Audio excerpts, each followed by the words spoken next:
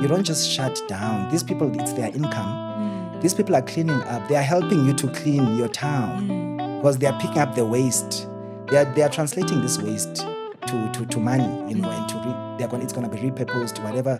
So we can't just shut down. Hello and welcome to the second episode of Not Wasting a Single Story, where we absolutely love to maximize, celebrate, and showcase positive stories of waste management, circularity, as well as entrepreneurial opportunities awaiting, particularly our youngins. My name is Dr. Gamuchrai Mutezo, and I continue to be your hostess with the mostest. Today I'm joined by a really good friend. You know, there's some people in life you meet and it's either you vibe or you don't vibe or you nurture the vibe. At least let me speak for myself. I met this lady and she just had good vibes. She became a friend. I got to know the work she's doing. I'm like, no, she has to sit on the green couch. She has to be here and tell us the kind of work that she's doing, because I'm listening and I'm like, whoa, there are such industries, there are such activities happening.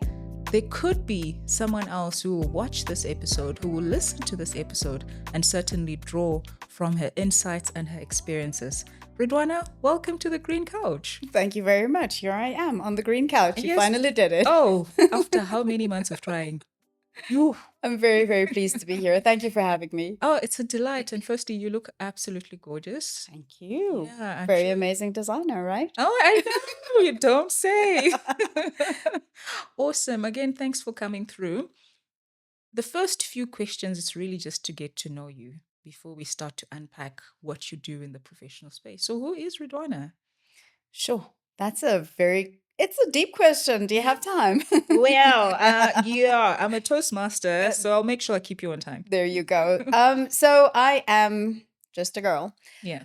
Doing some really strange things with my life, but strange things. Strange things. Yeah, a lot of people are generally like, "Oh, did you think that through?" And generally, no, I didn't. Yeah. I will figure it out as I get there. But I was born in Johannesburg. I've lived here all my life, but I've also had the very, very amazing opportunities of living elsewhere as well. Okay. And I'm a mom. I have 2 kids, and I have a very long-suffering husband. We'll cut that part out. I'm joking. And I'm generally just trundling through my days. Wow. They say generally when you have kids, your days are very, very samey because you have to have a routine for them. But yeah, I'm going to say it's not always the same, but it is always mad. Yeah, you take it as it goes. Yeah, 100%. Lovely, lovely. You were born and bred in Josie. Which part? So I was born in Marymount. So I think that is south-ish of Joburg. I'm going to tell the mayor. You were born and bred and you're wondering where it is. I'm trying to think. I can't remember. Okay. But I grew up for most of my childhood and my sort of young adolescent years. I was in the south of Joburg, deep south of Joburg. I grew up in a little suburb called Lenasia South. All right. And it was great. Like I look back now, though I've been there recently because I've left very, very long ago. Yeah. And sad to say, it hasn't been developed. It's exactly the way it was in my youth, which is kind of nostalgic, but also pretty sad. Yeah. Yeah. Okay. And when you speak about nostalgic, I want to bring in some principles of sustainability here. Did you grow up playing outside? Did you grow up gardening? Oh my God. Did you roll in the soil when the sun was shining? 100%. So I think the stark contrast actually that exists between kids today and our generation is the fact that you knew that your alarm to go home was when the streetlights came on. Yes, and it's all right. Contrast that with kids today. You're like, get out of the house, go play outside, go touch grass. We had a neighborhood full of kids and we lived in a cul-de-sac. Yes. Fortunately, although we grew up in like a really, really impoverished area, we were not rich growing up. I just want to preface it with that. Yes. But we were more well off than a lot of our people in the neighborhood. So my mom had started like a charity and she was doing sandwiches for school kids with my granddad. So we were known as the house where people could come and eat. So that meant that our house was always full. There's kids running in and out, and you had friends, but your friends were never permanent because Yes. they would be. It was a revolving door, Recycling. completely. And if one kid in the neighborhood had a bicycle, that was community property, And my dad and my brothers would build go-karts, and the kids would like race down the road, and we spent so much time outside. Yeah. And my granny was half Zulu, half Indian. Yes. And I think she was the most frugal person I have ever met. And I got my first introduction to sustainable living from my granny. She would not throw away a scrap. Like scraps in the kitchen belonged in the dog's food. So she would literally cook a pot of pup and scraps and little scraps of meat and fat and whatever it was in there. And that was a dog's food. So her kitchen dustbin never smelled. There was no food waste in there. Separation at source. It was amazing. Yeah. And God forbid if she gives you the task of peeling potatoes and that skin is so thick, like you can, like when you bend the skin and it snaps, then you've gone a little bit too thick on the peeling. Yeah. But so I think, I grew up understanding the value of things. Like I said, we didn't grow up wealthy. So if you wanted something really desperately, my parents would sit down and be like, okay, we understand that you want this thing, but how do we get there? Yes. It wasn't just, oh, let me spoil you and let's, we'll buy it for you, that sort of thing. And it's something that I try and do with my kids to a whole lot of resistance, I have to say. Okay. This is the dopamine generation, unfortunately. But yeah, I think having to wait, having to save up and having to work for things it's crucial. Yes. I mean, I had my first job at 15. Yeah. Wasn't supposed to have been hired, but I was. Okay. Yeah. So my first job actually at 15, I was the youngest teacher. I taught in, so I'm Muslim. Yes. And after school, after sort of like conventional English education, you go to an afternoon school where you're taught basics of your religion and that sort of thing. And I taught at a school like that. And I was there, this 15-year-old, I don't know whether I'm coming or going, but I know I need money. That's when the strange thing started. Just figure it out and go. Exactly. And I just went to them and I said, look, I know I'm only 15, but I think I'm really capable. Yeah. Just give me a try. And they gave me a try and it lasted for 3 years. But by the time I was done, I was like, you children. No. Yeah. Anyway, so that was it. That was the story of me and my childhood. That is super, super awesome. I like that you mentioned your grandmother. I mean, in the previous season, even with the first episode that we have done for season 2, that concept of traditional ecological knowledge continues to come out because at times we have that grand debate between do you teach sustainability and certain affiliations or concepts that are linked to sustainability. So it's nice to note that it's nothing new under the sun. I think I say that in all the episodes. It's nothing new under the sun. It's all about the environment in which we grow up. Okay, fast forward. Yeah. We leave Joburg South. We move to Joburg way east. Yeah.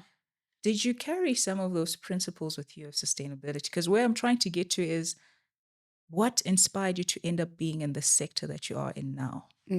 Okay, so that's an interesting story. Yes and no. I mean, I think, like you say, sustainability and sustainability it's a very loose term, right? Like it's very fraught also in terms of what people's different meanings are.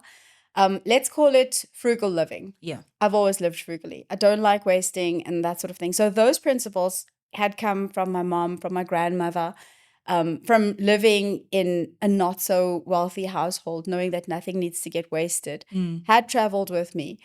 But I had my aha moment actually when I was working in China. Yes.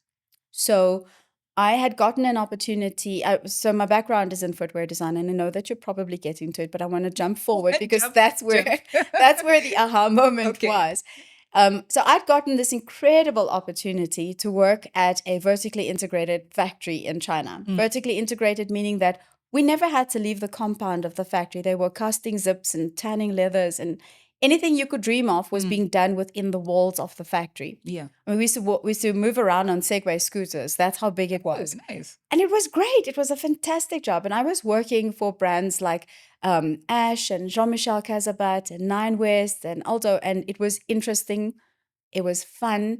And I was a whole lot younger than I was now. So it was like what I would say probably the pinnacle of my footwear design experience. And there was a particular color, EVA foam. So the EVA foam was used for the outsoles of the sneakers that I was designing. It was very unique to the brand that I was working with at that stage. I'm not going to mention that brand. Okay. And the color was very iconic. Yeah. And I mean, you're just running through the motions, right? You design, you pick out your materials, you go watch the molders do their job, that sort of thing. And you don't think about it. Yeah. I never at that stage even thought about where the factory waste went to. I was just so in it. Like it was my first experience in China. The most that I knew at that stage was like, ni hao. That was it. So it was understanding the language, trying to get my head around the food. And at that stage, I was vegetarian. So I couldn't figure out which food was vegetarian or not, And on a day, I was like, you know what? I'm so tired of being in the compound of the factory. I just want to go out. I want to see what life is like here. And at that stage, it was in Dongguan, and Dongguan is very developed now. Yeah. But at that stage, it really was, and it was developing. So, you'd find a factory, but peppered around the factory would be people's homes. Yes. And villages, like literally. And I went out walking, and I see in the distance these kids are playing and they're having like a real fun time with something, but the color is so striking. And I'm like, that color is so familiar. Yeah. And as I walked to the where the kids were playing, it was where the factory was dumping their waste. So these kids, EVA is toxic, right? It is, and it's never going to biodegrade. Let's just put it out there because it becomes microplastics. It can't biodegrade. Yeah. It is a plastic-based material. And these kids were there, like, making little cars out of it. And they were just playing on a heap of manufacturing waste. Oh. And it was at that point when I looked at this and I said, I'm responsible for this. These kids are literally playing with toxic waste and I am the reason it is there, okay? Like I am a big part of the reason it is there because my design was not clever. There was a lot of waste in that design. I could have spoken to someone at the factory and said, let's think about ways that we can reuse the material that we don't need. Like, are there ways to remold? Any other thing besides throwing it outside the walls of the factory? And it was at that point when I said, you know what? We've got to think about the way we make things better because that has a trickle-down effect to how people consume it. I almost feel like saying hallelujah. Because getting to that mindset after you saw what you saw, it speaks volumes. There's someone else who could have seen the same setup and just said, oh, and walk away. So kudos. Please continue. And so then I started, kind of thinking, backtracking on how design actually works. And footwear is the most consumed item of wearable things that human beings actually buy. More so than clothes and more so than underwear because of firstly fast fashion, but also secondly because they undergo a lot of things. Like it's the thing that sees the most amount of wear, and we're not going to stop people buying. Let's face it. Yes. We unfortunately, we're capitalistic. We live in a capitalistic society. The entire world is driven on the principles of I will make and you will buy. And we're not going to stop people from buying. Yeah. But how do we force them? And I use the word force intentionally to buy things better, right? The biggest gripe that I have is right now, sustainable fashion or, things that are organic or organic food and pesticide free, whatever. It's not for the average person. It's not for anybody else but the 1%, Like we've made something that is so crucial to the health of our planet and the health of us as people unattainable. And if I can interject to that point, right? That's why I ask my guests, how did you grow up and what were you exposed to with regards to elements of sustainability and waste? Because it shouldn't be so expensive. It shouldn't be so niche. These are 100%. some things that, like you say, your grandmother was guiding and showing you. You are now an individual who continues to be very disciplined in how you use and reuse your products. Yet we've got that, should we call it greenwashing to some extent? It definitely Of is. organic should be. Yeah, but I just wanted to stress that point, Yes, yes. I call it exclusive washing because we've Exclusive. made it. Okay. We've made it All right. unattainable. Like we're saying to the sort of average middle class person, Yeah. there's this bunch of celery Yes. and it's organic, but it's not for you. It's for somebody else who can afford to pay 56 Rand for 3 sticks of celery. You know what I mean? Yeah. So, I mean, I think it's a disservice in general. And, I think I'd like to, continue the journey and try to make, like, my food is a big interest of mine. And the food industry is, and the agriculture around that is. And how do we, at some point, say the norm is this? And if you're going towards, for example, pesticides or wasteful agricultural practices, you are now an outlier. Yes. But not in a good way, Yeah. So we need to be able to mainstream these practices so that we're not at a point where you like go to an unnamed retailer and you're looking at strawberries and you're like 86 Rand for 5. Oh, my dear, there are two streams of, I'm calling it material, not waste, that you've indicated. There's the shoe component, then there's the organics component. It seems you dabble between both. Yes. Okay, so how do you double? It's dichotomous, right? Like it really is dichotomous. Like they're very, very different. But I have never been the type of person to like zone in on one thing and be like, okay, I'm going to become a savant and just do this one thing. Yeah. I think that life in general is interesting and there's so many interesting things happening all at the same time. And I want a part of everything. But these two things have chosen me. So it's not just footwear. It's also footwear and fashion. So my background has been in fashion as well. Yeah. But I just kind of latched onto footwear because it's a very complex, complicated thing, and that intrigues me. Yeah. I mean, one pair of shoes has more than 38 different processes to make it happen. To turn it into a shoe, it has more than 38 processes. Just for me to... Just for you to pull it on and then, you're done wearing it and you're buying it, I don't know, from a fast fashion brand, and then you're done with it after like 3 months of wear because it's given up or you've given up. We don't know. And that's it. All that labor gone down the drain. It's crazy. Literally down the drain. Down the drain. It's really insane. And with regards to the organic side of it, so I have a consultancy. Okay. And my consultancy dabbles in both of those spaces. And I had a retailer come to me and say, these are the issues that we have. What kind of things can you think about that can help us to sort of mitigate some of the waste that we have? What can we do? We want clever ideas that don't exist in the industry per se, because, as retail, they're just driven by how much money can you make and, how business is running and processes and all of those things. So they generally never get the opportunity to step outside of themselves and look at the problem from the outside in. And that's what my consultancy specializes in. I look at a problem with the eyes of somebody I don't have any sort of affiliation, any sort of skin in the game. I'm looking at it purely from like, that's an interesting problem to solve. Let's think about it, That's the point of view I generally come in with. And let's face it, retail in South Africa, food retail in South Africa is really struggling to figure out how to benefit from their waste. You've got my attention. Keep speaking. So I mean, in general, the pace of retail is really quick. Yeah. And for food rate, especially produce retail, it has to be that fast because you've got this sort of like biological product that is a ticking time bomb, literally. Yeah. It's only got a lifespan that it's got. An apple can only last that long.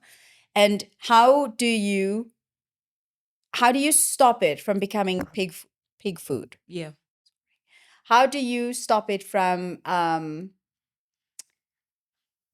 Okay, compost is a good one. I think I think compost is great because that's literally feeding the soil again. But how do you stop it from just going to the landfill, which is almost like the norm in Johannesburg? Like because Joburg, the municipality here, hasn't yet got the legislation of zero or minimized organic waste to landfill. Yes. We're not finding any sort of motivation to keep that away.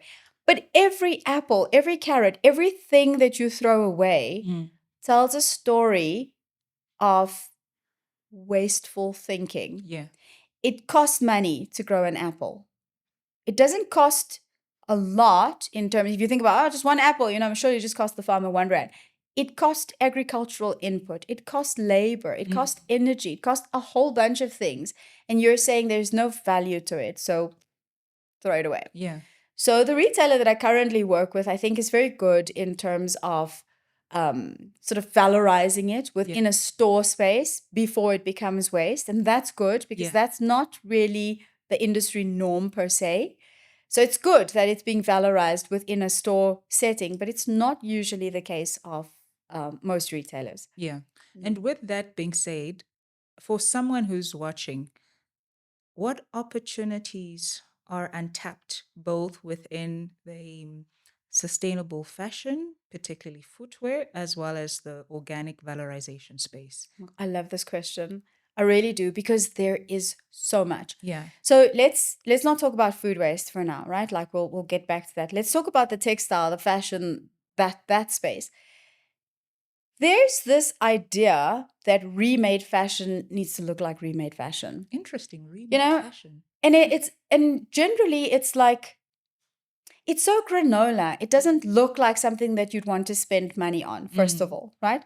So I think maybe we can put them into little pots, right? Like we can say there's remade fashion, then there's textile recycling, and then there's upcycling, right? And I think that within there's many more spaces in that, but for the sake of time, I'm just going to talk about those three. Yeah. Remade fashion is where we're taking existing things. So if you go to like the CBD and you look at those ladies and guys selling their wares on the street, right? They've got clothes upon clothes upon clothes. We call them bend down boutique. There you go. There are other words for them. I'm going to use them now. But those guys generally tend to, I know that we've got really strict border control, supposedly bringing in bales from Europe and whatever not, but we're still finding the vintage shops selling European stuff, right? But all of those textiles are usable. Can we turn them into something that doesn't look like it was made from Hessian sack? You know what I mean? I think it's about cleverly deconstructing and reconstructing. Now, there is a brand up in Blekari side, I think it is. I don't know if I can plug them. I really like them, their stuff. Hey, feel free. It's Conrad Collective. Yeah. And they generally, they've taken, my friends bought the most amazing jacket. They do once-off pieces. So they take denim and they take like sort of hard-wearing canvases and that sort of thing and turn it into something really cool. Yes. So she's bought herself this denim jacket, and the sleeves are completely made of the hems of denim jeans. They've cut the hems and they've made them into loops. Yeah. Oh my God, the jealousy I have for that jacket. One's off. I'm not going to get in, they're not going to make one for me. I don't think so. But beautiful. And that's clever. That's clever thinking of, okay, there's so much effort that went into making these jeans. We can either turn them into jeans again, or we can turn them into something really, really incredibly cool. Yes. And that's clever thinking around that. And then the second one is textile recycling. Yeah. So, we've got a couple of businesses that are setting up in the textile recycling space. What I really would like to see is more money to be put into fiber-to-fiber recycling. Okay. That, I think, is where the magic will lay. Yeah. But if we're going to be putting money into fiber-to-fiber recycling, then designers and brands really need to kind of move away from multi-materials. Okay. Then we move to sort of like a single type of textile, and that makes the fiber-to-fiber recycling a whole lot more effective, right? Because then we're turning, hypothetically speaking, cotton into cotton. Yes. Right? Okay, a question on that before we get to number 3. Would, say, some sort of CSR initiatives inject the capital required by small businesses to actually do the processing itself? Or I'm just trying to figure out, if I am an entrepreneur trying to get into the space, how can it be financed? Can I start by myself, or do I need it to be, to receive external funding? Yeah, and that's a really good question, because setting up any sort of recycling plant for textile is such an expensive endeavor. You definitely need the support of business, but I think more than that, you need the support of government. I really, really feel like you do. Yeah. I mean, we've got Rewoven in Cape Town. Have you heard of them? I'm familiar with Yeah. them. Yeah. So, I mean, they're doing incredible things, and they've gotten a huge injection of funding, and that's great for them. So I'm hoping that at some point they'd actually be able to process their own materials and turn it into something on our soil. Yes. That would be really cool. Yes. But that's really, really expensive. Yeah. So I think it's going to have to be like the fast fashion brands that we currently have, like the Mr. Prices, would be well positioned Yes. to put money into that. I think that would be really, really, really great. But yeah, I think if the drive doesn't come from the top down, then the drive doesn't exist. Yeah. So, business in this country can steer a lot of things. And business does need to start steering, because then maybe they hold hands, like, government, business holding hands. Let's put money into something. I would love to see a fiber to fiber plant in SA. It would be incredible. Yes. Yeah. Okay. Nice. And then the third thing was upcycling, right? And that is generally what we're seeing with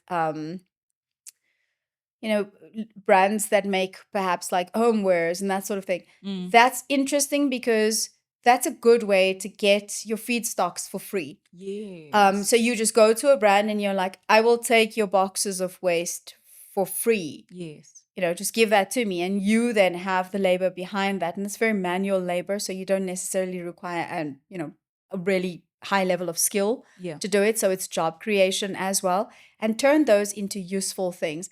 I have to say, a pet peeve of mine is to watch upcycling projects create crap that nobody really needs or wants or will use for a very long time. The idea in a circular economy is to be able to create value that sustains itself throughout the cycle, right? At some point, yes, you will end up at a point where it is not as valuable any longer. But we mustn't jump there first, right? Like there was a brand that, I won't name them, but a big brand, a big retailer here in SA, that was turning jeans into these little hen-shaped door stoppers. For what? Like, I mean, sure, it's cute. It's really, really cute, but it's also really unnecessary. Functionality, market demand, and it really brings us to another point around, it's a business development and support, the role of entrepreneurial hubs, because I'm sitting here listening to you as a prospective or aspiring entrepreneur. I'm like, okay, I could do that. I could do that. Yes, I've got the talent. But how do I position myself to know what the market actually wants, or even to create that niche in the market? What could it look like? Yeah. Yeah. Yeah, 100%. You're an entrepreneur.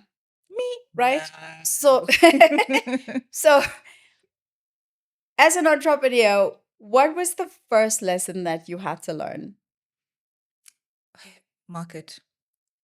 That's it. What does the market want? What does the market want? Even if you have your own ideas of this is what I want to do, it's a passion project, kumbaya.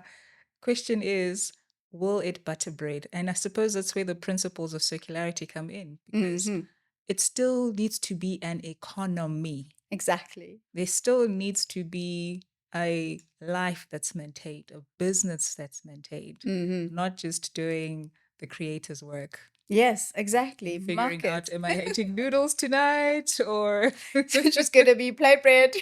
We'll just chuck it down with some water. Exactly. But, I think it's great. Like, who is it that said, build it and they will come? I can't remember. Somebody. But that one. That one. Yeah. That's great. I mean, it's good advice. Build it and they will come. But it's not a catch-all advice. And it's not necessarily relevant to our market, for example. Yeah. I think the best advice that I was given, I was when the Branson Center was still a thing here in Joburg, I was part of like their 2012 cohort, I think it was. The best advice I was given was spend time in the industry that you want to be playing in, not as somebody that's working just as an observer. Yes. Because when you can observe something and sit from afar, like go as far up as you can to get a bird's eye view of what you need to be working in. Yeah. Because it's only at that point that you will get to understand fully where the pain points lie. Yes. And yes. the best thing that you can do is look at a problem and say, I've got a solution for it. Don't make up a problem. Look at a problem that exists. And that solution is the thing that you market. Perfect.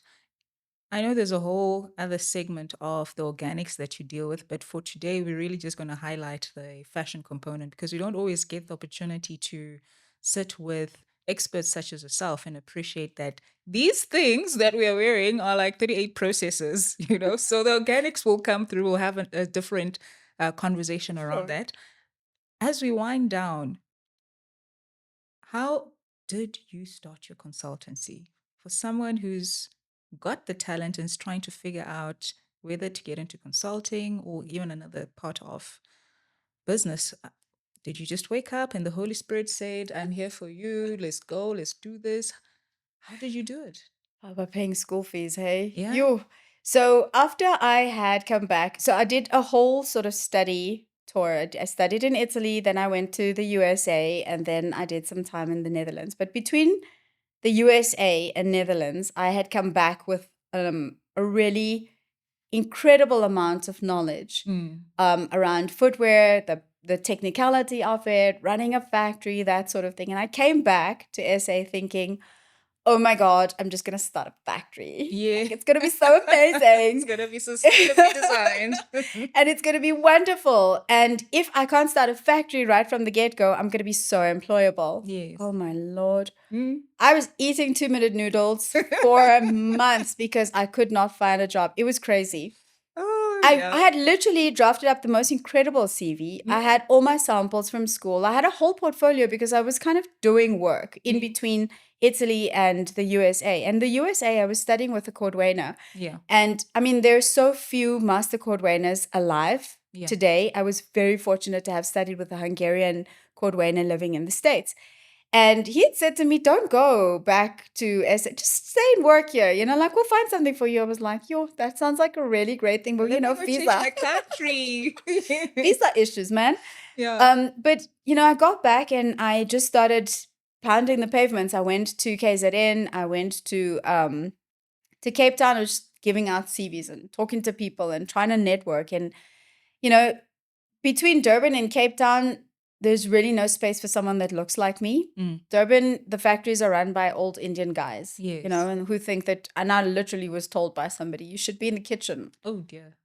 With 2 babies by your feet. Oh. And I was like, wow. And Cape Town, it's white guys, so like there's no real space for somebody that looks like me, especially not some snippety upstart coming with ideas. What do you mean ideas? So I finally got a break with a friend's father, who did hand-sewn moccasins in Durban, and they were working with brands like Green Cross and Hush Puppies and that sort of thing. So I did get some time in the factory. So, I mean, a moccasin is a moccasin. You can't really reinvent it that many ways. So I got very bored of it after a while, and eventually I was just like, you know what, I'm going to come back to Joburg and I'll start something myself. So I started a little studio in Donfontein. I had production capacity of like 200 pairs a month, which was really interesting. But I transitioned into consulting because I just felt like it would be much more fun to be able to help brands build themselves. Like the industry is very confusing, particularly because some things are done here, some things are done in China, but most of the things are done in China. How do you work around that? Yes. And I just felt like I wanted to see more South African brands that were able to compete with other brands, that were able to compete with imports. And that was kind of where the design consultancy started from. And and then it kind of just transitioned. It changed. It was morphing all the time. It was it's very interesting. Like a lot of people said, like, yeah, but you're very confusing because, on the one hand, you're like in the food space, and then you're in the footwear space, and then you're in the fashion space. What are you doing? But the thing that runs, the thread that runs through everything is that it all needs to be done from a place where we're not creating problems, but we're solving them. Yes. And for me, that's the unifying thread, I think. I almost want to give you my shoes. I feel so inspired. Don't want to recycle them no more and practice linear. I want to see them being repurposed and remade. Geez, there's a whole industry around that. No, I really feel that there should be a second conversation, because it's not every day we get to appreciate the importance of, I suppose, the technical side of a circular economy. Mm-hmm. But as a parting point to anyone and everyone who's listening, what should they do differently in their homes? What should they do differently in their workspaces and their factories? Mm-hmm. Almost a call to action, because we must poke people through such platforms. Yeah. I think the biggest, most important step that anyone can take is to not throw food in your general bin. That's it. That's and it seems like such a simple thing, but it is so often overlooked. And just compost in your garden. If you cannot compost in your garden, just find some way to give it to a composter. Just don't throw food in the bin. That's the first step. And you'll also find that once you start doing that, it's also the most important step. Yeah.